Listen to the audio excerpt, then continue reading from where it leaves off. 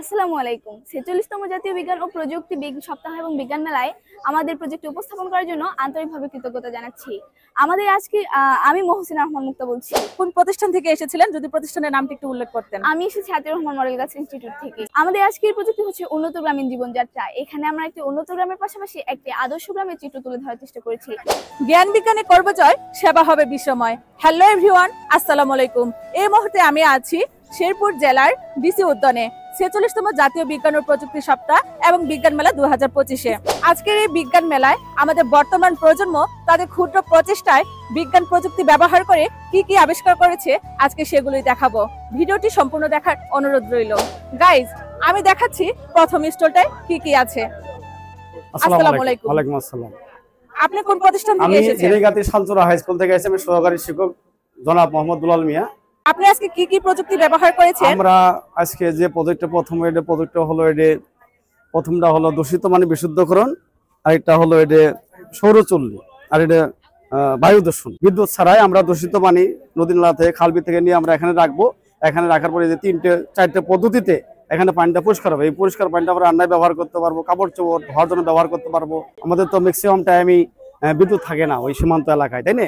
এই জন্য প্রজেক্টটা মনে করি আমি খুব ভালো একটা প্রজেক্ট আমি মনে করি। শালচুরা উচ্চ বিদ্যালয় প্রতিষ্ঠানটি থেকে উনি বিজ্ঞানের প্রযুক্তি ব্যবহার করে খুব সুন্দর একটি আবিষ্কার করেছে। আপনাকে আন্তরিকভাবে ধন্যবাদ জানাই। আপনাকে অসংখ্য ধন্যবাদ। গাইস, চলে আসলাম দ্বিতীয় স্টলে। আসুন ওনাদের সাথে কথা বলি। আসসালামু আলাইকুম। ৪৬তম জাতীয় বিজ্ঞান ও প্রযুক্তি সপ্তাহ এবং বিজ্ঞান মেলায় আমাদের প্রজেক্ট উপস্থাপন করার জন্য আন্তরিকভাবে কৃতজ্ঞতা জানাচ্ছি। আমাদের আজকে আমি মহসিনা রহমান মুক্তা বলছি। আপনি কোন প্রতিষ্ঠান থেকে এসেছিলেন, যদি প্রতিষ্ঠানের নামটি একটু উল্লেখ করতেন? আমি এসেছি হাতির রহমান মডেল গাছ ইনস্টিটিউট থেকে। আমাদের আজকের প্রজেক্ট হচ্ছে উন্নত গ্রামীণ জীবনযাত্রা। এখানে আমরা একটি উন্নত গ্রামের পাশাপাশি একটি আদর্শ গ্রামের চিত্র তুলে ধরার চেষ্টা করেছি। এখানে আমরা দেখতে পাচ্ছি আমরা সোলার প্যানেল ব্যবহার করেছি। আমাদের দেশে যেহেতু বৈদ্যুতিক সমস্যাটা একটু বেশি, সেহেতু আমরা যদি সোলার প্যানেল ব্যবহার করি তাহলে আমরা এই সমস্যা থেকে রক্ষা পেতে পারি। এরপর আমরা দেখতে পাচ্ছি হসপিটাল। প্রত্যেকটি গ্রামে একটি মানসম্মত হসপিটাল খুবই জরুরি, কারণ কোন একটা জরুরি ভিত্তিক রোগীকে দ্রুততার সহিত গ্রাম থেকে শহরে চিকিৎসার জন্য নিয়ে যাওয়া হয়ে ওঠে না, যার ফলে রোগীটি মৃত্যুবরণ করতে পারে। এরপর আমরা দেখতে পাচ্ছি বিদ্যালয়। প্রত্যেকটি গ্রামে একটি আদর্শ ও মানসম্মত বিদ্যালয় দরকার, কারণ আমরা দেখতে পারি গ্রামের তুলনায় শহরের শিক্ষার হার 10 ভাগ বেশি, অতএব গ্রামের শিক্ষার হার 10 ভাগ কম। অতএব প্রত্যেকটি গ্রামে একটি মানসম্মত বিদ্যালয় গুরুত্বপূর্ণ দৃষ্টিভঙ্গিতে দেখা দরকার। এরপর আমরা দেখতে পাচ্ছি খেলার মাঠ। আজকালকার ছেলেমেয়েরা খেলার মাঠ বা সহপাঠীদের সাথে সময় ব্যয় না করে মোবাইল ফোনের পেছনে সময় ব্যয় করে, যার ফলে তারা সাইবার ক্রাইমের মতো বিভিন্ন অপরাধের সাথে জড়িত হয়ে পড়ছে। যদি তারা প্রত্যেকটি গ্রামে একটি আদর্শ খেলার মাঠের ব্যবস্থা করা হয়, তাহলে ছেলেমেয়েরা এইটার প্রতি আকর্ষিত হতে পারে, যার ফলে তাদের জীবন হবে সুন্দর। এছাড়া আমরা দেখতে পাচ্ছি বাড়ির পাশে আঙিনায় আমরা সবজি চাষ করেছি। যদি আমরা জৈব সার ব্যবহার করে সবজি চাষাবাদ করি, তাহলে তা আমাদের স্বাস্থ্যের জন্য হবে উপকারী এবং আমাদের স্বাস্থ্য থাকবে সুন্দর। ধন্যবাদ। এভাবেই আমরা একটি আদর্শ গ্রামের চিত্র তুলে ধরার চেষ্টা করেছি। চলে আসলাম তৃতীয় নাম্বার স্টলে। চলুন এখানে দেখা যাক আমাদের ছোট্ট সোনামণিরা তাদের ক্ষুদ্র বিজ্ঞান প্রযুক্তি ব্যবহার করে কি কি আবিষ্কার করেছে। আসসালামু আলাইকুম। ওয়ালাইকুম আসসালাম। আমরা নকলা পাইলট মডেল উচ্চ বিদ্যালয় থেকে এসেছি। আমরা আমাদের প্রত্যেকটা প্রজেক্টে আমরা এআই এর ব্যবহার করেছি। এটা হচ্ছে এআই ফার্মিং, আর এআই ফার্মিং এর একটা অংশ হচ্ছে এআই রোবট। তারপর রয়েছে আমাদের এআই বুক এবং এখানে রয়েছে এআই সিটি। আমাদের এই এআই বুক বিশেষ করে আমরা বিশেষ চাহিদা সম্পন্ন শিশুদের প্রতি উৎসর্গ করে তৈরি করেছি। আমরা স্মার্টফোনের বিকল্প হিসেবে এটা ব্যবহার করতে পারি। আমাদের এই ফার্মিং রোবটটা হচ্ছে এআই ফার্মিং এর একটা অংশ। এআই ফার্মিং রোবটের মাধ্যমে আমরা জমিতে বীজ রোপণ করতে পারবো, এটার মাধ্যমে আমরা জমিতে সার প্রয়োগ করতে পারবো, আর এটার মাধ্যমে আমরা জমিতে যখন ফসল কাটার সময় হবে জমিতে ফসল কাটতে পারবো, আর এটার মাধ্যমে আমরা করতে পারবো, জমিতে সেচ দিতে পারবো। এটা আমরা ব্যবহার করে দেখাতে পারি। এই যে এটার মাধ্যমে আমরা জমিতে বীজ রোপণ করতে পারবো, আর এটার মাধ্যমে আমরা জমিতে ফসল কাটতে পারবো এই যেভাবে, আর এটা দিয়ে আমরা সামনের দিকে নিতে পারবো, আর পিছনের দিকে নিতে সার প্রয়োগ করতে পারবো এটার মাধ্যমে। এই যে আমাদের এই ঘরে রয়েছে ফায়ার সেপারেশন সিস্টেম এবং ফায়ার ডিটেক্টিং সেন্সর। এর মাধ্যমে দেখা যায় যে যখন বড় বড় মলে আগুন লাগে অথবা বিভিন্ন ধরনের ভবনে আগুন লাগে, তখন দেখা যায় ফায়ার সার্ভিস আস্তে আস্তে অনেক ক্ষয়ক্ষতি হয়ে যায়। কিন্তু আমাদের এই সিস্টেম ব্যবহার করার ফলে বড় ধরনের অগ্নি দুর্ঘটনা রোধ করা সম্ভব। আমরা যদি এই ঘরে আগুন দিই, তাহলে এখানে থাকা ফায়ার সেন্সর ফায়ার অ্যালার্ম বাজাবে এবং স্বয়ংক্রিয়ভাবে ফায়ার সেপারেশন সিস্টেম আগুনকে নিভিয়ে দিবে। এটা দেখানো যাবে, তবে আমাকে দেখাবো? জি, একটু দেখালে ভালো হয়।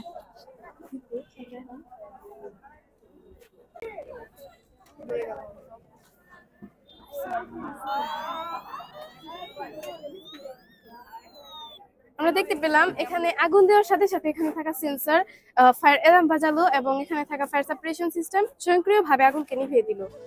এবার আমরা কথা বলবো এই ছোট্ট ভাইটির সাথে। আসসালামু আলাইকুম। ওয়ালাইকুম সালাম। আপনার নাম কি? আলমুহসি তাসিম, আপনি কোথা থেকে এসেছেন? ধনাকুষা উচ্চ বিদ্যালয় থেকে। আপনি আপনার এই যে ক্ষুদ্র বিজ্ঞান ব্যবহার করে কি প্রযুক্তি আবিষ্কার করেছেন আমাদের একটু বিশ্লেষণ করুন। এটা আমি আবিষ্কার করেছি ফ্যাক্টরি কার্বন ফিল্টার। এখানে আমরা ফ্যাক্টরি দিয়েছি, এখানে সোলার পাওয়ার সিস্টেম দিয়েছি এবং এখানে দিয়েছি ফিল্টার প্লান্ট। আমাদের যে এই ফিল্টার প্লান্টে পানিটুকু রয়েছে, এই পানিটা আমাদের এই বেলটিকে ভিজিয়ে দিচ্ছে। আমাদের এই সোলার পাওয়ারের মাধ্যমে উৎপাদনকৃত যে বিদ্যুৎটা, সেই বিদ্যুৎটা দিয়ে আমরা আমাদের এই যন্ত্রটি ঘোরাবো। যন্ত্রটি ঘোরালে কি হবে, আমাদের এই রোলারটা ঘোরানো শুরু হবে। ঘোরা শুরু হওয়ার পর আমাদের যে বেলটা রয়েছে, বেলটাও কিন্তু ঘুরতে থাকবে। ঘুরতে থাকার পর আমাদের যে কারখানা থেকে বিভিন্ন কার্বন ডাই oxide, carbon monoxide, nitrogen oxide, বিভিন্ন রকম গ্যাস উৎপন্ন হবে, যেগুলো এই চিমনি থেকে বের হবে। বের হওয়ার পর এই বেল্টের পানির কণার সাথে এদের কণা মিশে যাবে। এটা কিন্তু ঘূর্ণায়মান থাকবে, মিশে যাবে। মিশে যাওয়ার পর কি হবে, এটা কিন্তু ঘূর্ণায়মান হওয়ার পর এটা পুনরায় চলে যাবে আমাদের ফিল্টার প্লান্টে চলে যাওয়ার পর কি হবে, আমাদের এই বেলটাতে যতগুলো পানির অণু ছিল সেই অণুগুলো আমাদের ফিল্টার প্লান্টে মিশে যাবে। আর দূষণমুক্ত যে বেলটা, সেটা আবার উপরে চলে আসবে। আর আমাদের এই সোলার পাওয়ার সিস্টেমটা হলো একটি সূর্যমুখী ফুলের মতো। এতে সেন্সর লাগানো থাকবে, সূর্য যেদিকে থাকবে এটার মুখও ঠিক সেদিকেই থাকবে। আর এটা এত শক্তিশালী হবে যে আমাদের এই ফ্যাক্টরি এবং আমাদের এই মডেলটাতে যত বৈদ্যুতিক কাজ রয়েছে, সেই কাজগুলো করার পরও আমাদের কিছুটা বিদ্যুৎ থেকে যাবে, যেটা আমরা জাতীয় গ্রিডে জমা দিয়ে দেবো। এটাই আমাদের ফ্যাক্টরি কার্বন ফিল্টার। বলবো এই ছোট্ট ভাইটির সাথে। আসসালামু আলাইকুম। ওয়ালাইকুম আসসালাম। আপনার নাম? আমার নাম তানভীর মাহতাব রাফি, আচ্ছা, আপনি কোন প্রতিষ্ঠান থেকে এসেছেন? শেরপুর সরকারি কলেজ। আচ্ছা, আপনি ক্ষুদ্র বিজ্ঞান আবিষ্কার করে আজকে কি কি প্রযুক্তি আবিষ্কার করেছেন আমাদের যদি একটু বলতেন। আসলে এটা আমাদের আবিষ্কার না, বাট আমাদের বিজ্ঞান মেলায় আমরা যে টেকনোলজিগুলো অলরেডি ইনভেন্টেড, সেগুলো নিয়ে একটা প্রজেক্ট বানানোর চেষ্টা করছি। তো আমাদের প্রজেক্টের নাম ছিল sustainable eco friendly smart project theme. তো এখানে আমরা ট্রাই করছি কৃষির উপরে টেকনোলজি ইউজ করে কৃষকদের হ্যাসেল কিভাবে কমানো যায়, আমাদের ইকোনমিতে কিভাবে গ্রোথ আনা যায়, আর ইয়ুথ পপুলেশন মানে যারা শিক্ষিত সমাজ, যারা কৃষিতে আসতে চায় না, তাদেরকে কিভাবে কৃষির দিকে ধাবিত করা যায়। এতক্ষণ আপনারা দেখলেন আমাদের আজকের এই বিজ্ঞান মেলায় বিভিন্ন স্টলগুলোতে আমাদের বর্তমান প্রজন্মগুলো তাদের ক্ষুদ্র বিজ্ঞান প্রযুক্তি ব্যবহার করে চমৎকার আবিষ্কার করেছে। আমরা আশা রাখছি তাদের এই ক্ষুদ্র আবিষ্কারগুলো আমাদের ভবিষ্যতে বাস্তবায়ন হবে। আজকে এ পর্যন্তই, দেখা হবে নেক্সট কোনো ভিডিওতে। আল্লাহ হাফেজ।